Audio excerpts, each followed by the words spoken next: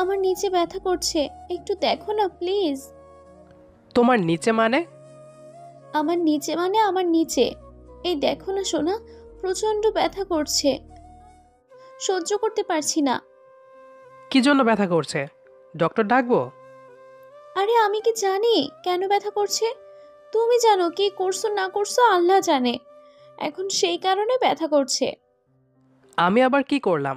কিছু হইলেই সব দোষ আমার হয়ে যায়। এখন ওয়েট করো, তুমি ডক্টরকে কল করছি। তানভীর পকেট থেকে ফোনটা বের করতেই নীলা ছো মেরে তানভীরের থেকে ফোনটা কেড়ে নিল। তানভীর একটু অবাক হয়ে নীলাকে উদ্দেশ্য করে বলল, এটা কি হলো? তুমি ফোনটা নিয়ে নিলে কেন? এখন ডক্টরকে কল না করলে ব্যথা কমবে কিভাবে? আরে ডক্টরকে ডাকতে যাচ্ছে কেন?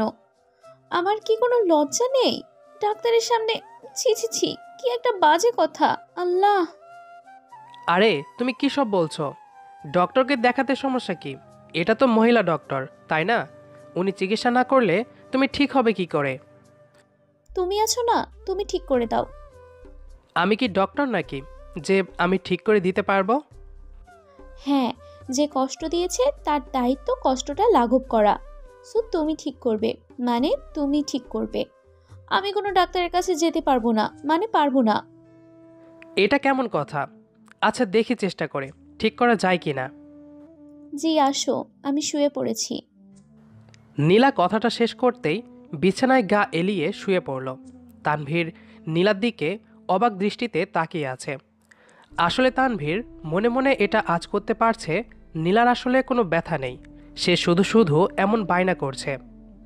তবে কিছু করার নেই, কারণ এটা তার মনের ভাবনা, এটা মিথ্যাও হতে পারে। কিন্তু নীলাকে দেখে মনে হচ্ছে না তার কোনো কষ্ট হচ্ছে। তানভীর দাঁড়িয়ে দাঁড়িয়ে নীলাকে নিয়ে বিভিন্ন চিন্তা করছে। নীলা তানভীরকে থ মেরে দাঁড়িয়ে থাকতে দেখে তানভীরকে উদ্দেশ্য করে বলল, কি গো, ওখানে দাঁড়িয়ে থাকবে? এখানে কি আসবে না?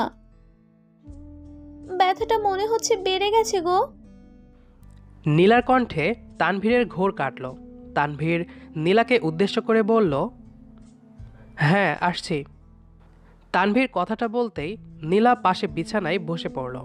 তানভীর নীলার দিকে তাকাতেই নীলা তানভীরের চোখের ওপর থেকে নিজের দৃষ্টি নামিয়ে নিল। তানভীর মুচকি হাসি দিয়ে নীলার আঁচলটা পেটের ওপর থেকে সরিয়ে দিল।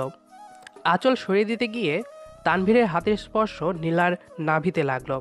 হাতের স্পর্শ পেতেই নীলার পুরো শরীর মুচড়ে উঠল। নীলা প্রবল আবেশে নিজের মুখ থেকে বের করলো মৃদু চিৎকার। তানভীর আস্তে করে নীলার পেটের ওপর হাত রাখতেই নীলাব ফিসফিস করে বলে উঠল, আরে কোথায় হাত দিচ্ছ? আমার ব্যথা করছে কোমরে, পেটে না। সারাদিন শুধু দুষ্টুমি করার ইচ্ছা থাকে তাই না? ফাজিল একটা। নীলার কথায় কিছুটা অবাক হয়ে তানভীর বলল, তুমি না বললে নিচে? হ্যাঁ নিচেই তো, মানে কোমরের একটু নিচে। নীলার দুষ্টু হাসি দেখে তানভীরে বুঝতে আর বাকি রইল না যে নীলা একটা বাহানা করেছে। আসলে তার আদর চাই এখন, তবে মুখ ফুটে সেটা বলবে না, তাই ব্যথার অজুহাত দেখাচ্ছে। তানভীর আলতো করে নীলার কোমর ধরে নীলাকে ঘুরিয়ে নিল। তারপর নীলার কোমরের ওপর হাত রাখল। নীলা পরম আবেশে তানভীরের হাত ধরে ফেলল। তানভীর নীলার কম্পনে নিজের মধ্যে একটা ব্যাকুলতা অনুভব করল। নিজের স্ত্রীর প্রতি তানভীর সর্বদা দুর্বল। তানভীর তার কোমল হাতে নীলার কোমরে হাত বুলিয়ে দিচ্ছে। নীলা নিজের ঠোঁট কামড়ে ধরে আছে। তানভীরের স্পর্শে সে প্রচণ্ড সুখ অনুভব করছে। কিছু সময় তানভীর নীলার কোমরে হাত বুলিয়ে দিয়ে হঠাৎ করে নীলার কোমরে হাত বুলিয়ে দেওয়া অফ করে দিল। তানভীর থেমে যেতেই নীলা বেশ অবাক হয়ে বলে উঠল, কি গো, থামলে কেন? ভালোই তো লাগছে, হাত বুলিয়ে দাও। নীলার কথা শেষ হতেই তানভীর নিজের গোলাপি রঙের ঠোঁটজোড়া নীলার কোমরে ছুঁয়ে দিল। তানভীরের ঠোঁটের স্পর্শ পেতেই নীলা মুচড়ে উঠল। ভীষণ রকম কেঁপে উঠল নীলা। তানভীর নীলার কম্পনে কম্পিত হলো। তানভীর নীলার কোমরে গভীর চুমু খেল। নীলা নিজেকে আর নিজের মধ্যে রাখতে পারল না।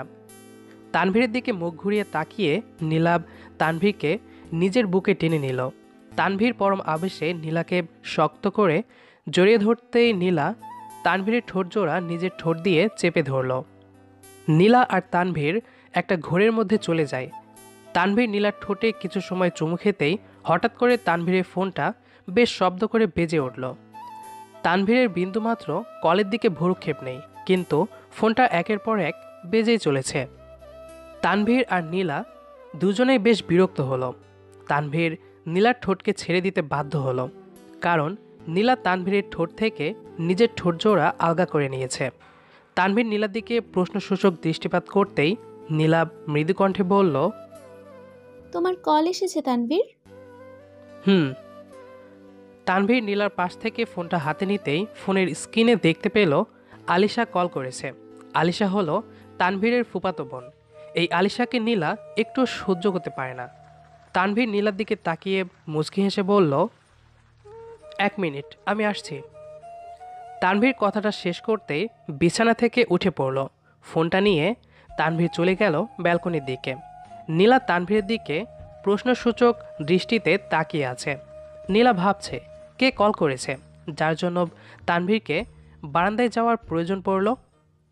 কথাটা ভাবাচ্ছে নীলাকে। ব্যালকনিতে গিয়ে তানভীর কলটা পিক করলো। কলটা পিক করতে ওপাশ থেকে আলিশা বলে উঠল, ওই, এতক্ষণ লাগে কলটা ধরতে? কি করছিলে এতক্ষণ? না, ওই একটু কাজে ছিলাম। বল কি হয়েছে? তুই গাড়ি নিয়ে এখনই এয়ারপোর্টে চলে আয়, আমি এয়ারপোর্টে বসে আছি। তুই এয়ারপোর্টে মানে? আমেরিকা থেকে কবে ফিরলি? আজকের ফ্লাইটে ফিরেছি। ভাবলাম তোদের সারপ্রাইজ দিব, তাই আগে থেকে কিছু জানাইনি। এখন বল, কেমন লাগলো সারপ্রাইজটা? ধুর, তুইও না। আচ্ছা, 10 মিনিট ওয়েট কর, আমি আসছি। না, 20 মিনিট ওয়েট করেছি, আস্তে ধীরে আয়। আলিশা হঠাৎ করে আবার কেন এলো? বিধাতা জানে আবার কি ঝামেলা আমার জন্য অপেক্ষা করছে। আনমনে কথাটা বলল তানভীর। তানভীর ফোনটা রেখে পিছনের দিকে ফিরে তাকাতেই চমকে যায়। তানভীর পিছনে ফিরে দেখতে পেল নীলা দাঁড়িয়ে আছে তার পিছনে। নীলার চোখে চিন্তা ও বিরক্তিকর ছাপ স্পষ্ট। তানভীর নীলাকে উদ্দেশ্য করে একটু কাপা গলায় বলল, এখানে দাঁড়িয়ে আছো যে, কিছু কি বলবে? কেন, আমার এখানে দাঁড়িয়ে থাকতে কি কোনো সমস্যা, নাকি এখানে দাঁড়িয়ে থাকাটা আমার জন্য বারণ? ওহ নীলা, কামন, এমন করে কথা বলছো কেন মেরি জান? তোমার যেখানে ইচ্ছা সেখানে থাকলে তো আমার সমস্যা শোনা। তোমার জায়গা আমার বুকে, তুমি শুধু এই বুকে থাকবে। তানভীর কথাটা বলতে বলতে নীলার কাঁধের ওপর নিজের 2 হাত রাখল। নীলা ভীষণ তিক্ততার কণ্ঠে বলল, কে আসছে? ওহ, ভালো কথা মনে করিয়ে দিছ। আলিশা আসছে। সারপ্রাইজ দিতে আগে থেকে কিছু জানাইনি। 2 দিন হয়তো থাকবে, তারপর চলে যাবে। হুম। নীলা আর কোনো কথা বলল না। তানভীরের হাত জোড়া নিজের কাঁধের ওপর থেকে নামিয়ে দিয়ে সে চলে যায়। তানভীর বেশ বুঝতে পারছে নীলা আলিশার এখানে এমন হুট করে আসায় মোটেও খুশি হয়নি, কিন্তু কি আর করার। আলিশা তার ফুফাতো বোন, তাকে তো এখানে আনতেই হবে। তাছাড়া তানভীরের করার মতো কিছু নেই। নীলা চলে যেতে তানভীর গাড়ির চাবি নিয়ে দ্রুত বাড়ি থেকে বেরিয়ে যায়। এয়ারপোর্টে আসতেই তানভীর আলিশাকে কল করে। কিছু সময় কলটা রিং হবার পরে হঠাৎ করে তানভীরকে ভীষণ অবাক করে দিয়ে একটি শর্ট স্কার্ট পরা মেয়ে তানভীরের দিকে দৌড়ে ছুটে আসতে লাগলো। তানভীর ভালো করে লক্ষ্য করে বুঝতে পারল এটা আলিশা। এই কয়েক বছরে সামান্য পরিবর্তন হয়েছে, তবে তাকে চেনা যাবে না এমন কিছু নয়। আলিশা তানভীরের দিকে দৌড়ে ছুটে এসে তানভীরকে শক্ত করে জাপটে জড়িয়ে ধরে। তানভীর আলিশার এমন অদ্ভুত ব্যবহারে একটু বিব্রত হলো। আলিশা তানভীরকে জড়িয়ে ধরে বলতে লাগলো, ওহ মাই সুইট কিউট বয়টা, এত হ্যান্ডসাম হতে কে বলেছে তোমায়? সে দূর থেকেই আমার দৃষ্টি তোমার উপর পড়ে যায়। আহ, কি রূপ! এই রূপের তেজ সেই আমেরিকা থেকে আমায় টেনে হিচড়ে নিয়ে এসেছে। আলিশার কথা শুনে তানভীর থ মেরে যায়। এসব কি বলছে আলিশা? মাথা ঠিক আছে তোর? থ মেরে দাঁড়িয়ে কথাটা ভাবল তানভীর। অতপর তানভীর আলিশাকে নিজের থেকে আলতো করে ছাড়ে নিয়ে একটু গম্ভীর গলায় বলল, এসব কি কথা আলিশা? তোকে না বারণ করেছি এসব কথা বলবি না? আমি তুই দুজন জানি এটা ফান, তবে তোর ভাবি দেখলে তো অন্য কিছু মনে করতো। নেক্সট টাইম এমন করিস না। আরে ধুর, মজাটাকে সত্যি করে যে ভীষণ ইচ্ছে ছিল আমার, কিন্তু কপাল। ভাবি তো তোর জীবনে অনেক পরে আসছে, কিন্তু তানভীর আমি তোর জীবনে ভাবির অনেক আগে এসেছি। তোর উপর আমার অধিকার সব থেকে বেশি। আলিশা তানভীরের দিকে তীক্ষ্ণ দৃষ্টিতে তাকিয়ে আছে। তানভীরও আলিশার দিকে এক দৃষ্টিতে তাকিয়ে আছে। কেউ কোনো শব্দ করছে না। মনে হচ্ছে দুজন নীরব হয়ে গেছে। কোনো একটা বাঁধন তাদের আটকে দিয়েছে। কিন্তু তানভীর সেই নীরবতাটাকে বেশিক্ষণ স্থায়ী হতে দিল না। বেশ শব্দ করে তানভীর হেসে ফেলল। তানভীরের ঠোঁটের কোণে হাসির রেখা দেখে আলিশাও খিলখিল করে হেসে দিল। মজার ছলে আরও বহু বছর আগে আলিশা তানভীরকে ভালোবাসি বলে, কিন্তু তানভীর সেটাকে মজা হিসেবে নিয়ে আলিশার সত্যিকারের ভালোবাসাকে প্রত্যাখ্যান করে নীলাকে ভালোবেসে বিয়ে করলো। সেই দিন আলিশা প্রচণ্ড কষ্ট পায়। এমনকি বিয়ের পর আলিশা সরাসরি নীলাকে বলে দিল সে তানভীরকে ভালোবাসে, কিন্তু তখন আর করার মতো কিছু ছিল না। নীলা এসব কথা শোনার পর থেকে আলিশাকে সহ্য করতে পারে না। নীলার জায়গায় যে কেউ থাকলে হয়তো এমনটাই করত, কারণ একজন নারী সবটা সহ্য করতে পারলেও নিজের স্বামীর ভাগ কখনো কাউকে দিতে পারে না। তানভীর আলিশাকে নিয়ে সোজা এয়ারপোর্ট থেকে বাড়ি চলে আসে। বাড়ি আসতেই আলিশা নীলাকে দেখতে পেয়ে নীলাকে জড়িয়ে ধরল। নীলা একটু অবাক হয়ে যায়, কারণ সে আলিশাকে দেখতে পায়নি। আলিশা নীলাকে পেছন থেকে জড়িয়ে ধরে বলতে লাগলো, ভাবি কেমন আছো? আমার সুইট বরটাকে ভালোবাসা দিতে কি কোনো কিপটিমি করছো? বলো বলো। নীলা কিছুটা বিরক্ত বোধ করে আলিশার হাতটা নিজের শরীর থেকে সরিয়ে দিয়ে ঠোঁটের কোণে মিথ্যে হাসি আনার চেষ্টা করলো। আরে আলিশা, তুমি কখন এলে? আগে বলবে না? এমন সারপ্রাইজ কেউ দেয়? সারপ্রাইজ দেওয়াটাই তো আমার কাজ। এখন একটু চা করে নিয়ে এসে তো ভাবি। আমি তোমার বরকে একটু নিয়ে গেলাম, কেমন? আলিশা কথাটা শেষ করতেই তানভীরের হাত ধরে তানভীরকে টানতে টানতে নিয়ে যেতে লাগলো নিজের সঙ্গে করে। নীলা একদৃষ্টিতে তাকিয়ে আছে আলিশা আর তানভীরের দিকে। বুকটা মনে হচ্ছে ছিঁড়ে গেছে তার।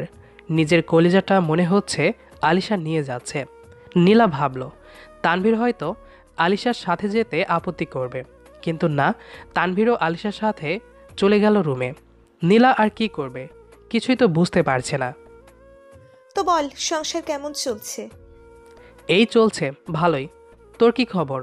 আর কতকাল রাজকুমারের জন্য অপেক্ষা করবি? অপেক্ষার অবসান ঘটে গেছে মেরি সুইটহার্ট। আমি আমার রাজকুমারকে পেয়ে গেছি। ও মা, তাই? কাকে পেলি? কে সে? কি করে? কোথায় থাকে? সে কে, কি করে, কোথায় থাকে, এত কথা আমি তোকে বলতে পারবো না। এত তথ্য জানার থাকলে আজ বিকেলে চল মিট করে জেনে নে। আয় হাই, আজ বিকেলে? হ্যাঁ, কেন? Any problem? আরে না, প্রবলেমের কি আছে, তবে ছেলের সম্পর্কে একটু কিছু আগে থেকে জানা থাকলে ভালো হতো। ছেলে সফটওয়্যার ইঞ্জিনিয়ার, আমেরিকায় আমার সাথেই কাজ করে। নাম রিয়ান। ও একটু পরে বাংলাদেশে আসছে। আমাদের একই ফ্লাইট ছিল, তবে একটা কাজেও লেট করে, তাই আমি আগে চলে আসি। বাহ বাহ, তুই দেখে একটা সুপার উস্তম। একা একা কাউকে কিছু না জানিয়ে। ভালো। ভালো না কচু, ওরে তো আমার সহ্য করতেই অসহ্য লাগে। সব কাজে লেট, মাঝে মাঝে ইচ্ছে করে মাথা ফাটিয়ে দিই। না না, এমন করিস না। বেচারাকে আস্তে ধীরে মারবি। এত তাড়াতাড়ি কিছু করলে তো সমস্যা, তাই না?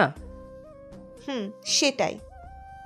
আলিশা কথাটা শেষ করতে তানভীর আলিশার গালের ওপর হাত রেখে গাল টেনে দিয়ে বলতে লাগলো, আমার ছোট্ট পাখিটারও বিয়ে হয়ে যাবে। তানভীর কথাটা বলতে আলিশা হেসে ফেলল। হঠাৎ করে তানভীরের কানে ভেসে আসে নীলার গলা শব্দ। নীলা দরজার ওপারে দাঁড়িয়ে থেকে বলল, আসবো? নীলার কণ্ঠস্বরটা শুনে তানভীর চমকে গেল। নীলার দিকে দৃষ্টিপাত করতেই তানভীর দেখতে পেল নীলার চোখ মাটির দিকে, আর ভীষণ লাল হয়ে আছে তার চোখ। তানভীর মুখ থেকে কোনো শব্দ বের করল না। নীলা আসতেই আলিশা বসা থেকে দৌড়ে নীলার হাত থেকে চায়ের প্লেটটা আগিয়ে নিয়ে অন্য হাত দিয়ে নীলাকে জড়িয়ে ধরে নিজের সাথে করে বসিয়ে দিল। নীলা কোনো কথা বলছে না। তানভীর বেশি রেগে গিয়ে ভারী কণ্ঠে বলল, এসব কি নীলা? আমি বুঝতে পারলাম না, এমন করে অনুমতি নেওয়ার কি আছে? আজ বিকেলে আমরা রিয়ানের সাথে দেখা করতে যাব। রিয়ানের সাথে আলিশার বিয়ে ঠিক করতে হবে। আশা করি তুমি যাবে আমার সাথে। তানভীর কথাটা বলে রাগে গজগজ করতে করতে চলে যায়। আলিশারও ফোনটা শব্দ করে বেজে উঠল। রিয়ান হয়তো কল করেছে। নীলা বোকার মতো বসে আছে। সে কি ভেবেছে আর কি হয়ে গেল কিছুই সে বুঝতে পারল না। আমি নিজের মনের সন্দেহ থেকে আমার তানভীরকে নিয়ে আলিশার সাথে আবার। তানভীর তো বেশ রেগে গেছে। এখন কি হবে? কথাটা আপন মনে বলল নীলা। নীলা কথাটা শেষ করতেই বসা থেকে উঠে দাঁড়িয়ে পড়ল। দৌড়ে ছুটে যায় তানভীরের পেছন পেছন। পেছন থেকে নীলা তানভীরকে শক্ত করে জড়িয়ে ধরে। তানভীর কোনো প্রতিক্রিয়া দেখালো না। নীলা তানভীরকে উদ্দেশ্য করে বলল, আমায় ক্ষমা করে দাও, আমি আর কখনো এমন করব না। সত্যি বলছি, অনেক ভালোবাসি তোমায়। তোমার ভাগ আমি কখনো কাউকে দিতে পারবো না। পাগলিটা আমার। ভালোবাসা কখনো সন্দেহ থেকে সৃষ্টি হয় না। সন্দেহ অনেক সুন্দর সুন্দর সম্পর্ককে নষ্ট করে দেয়। বেঁচে থাকুক এমন সব ভালোবাসাগুলো। আমাদের আজকের গল্পটি আপনার কাছে কেমন লেগেছে সেটি অবশ্যই কমেন্ট করে জানাবেন। ভিডিওটি যদি ভালো লেগে থাকে তাহলে অবশ্যই বন্ধুদের সাথে শেয়ার করবেন। দেখা হবে আবারও নতুন কোনো গল্প নিয়ে। সে পর্যন্ত আমাদের সাথেই থাকুন। ধন্যবাদ সবাইকে।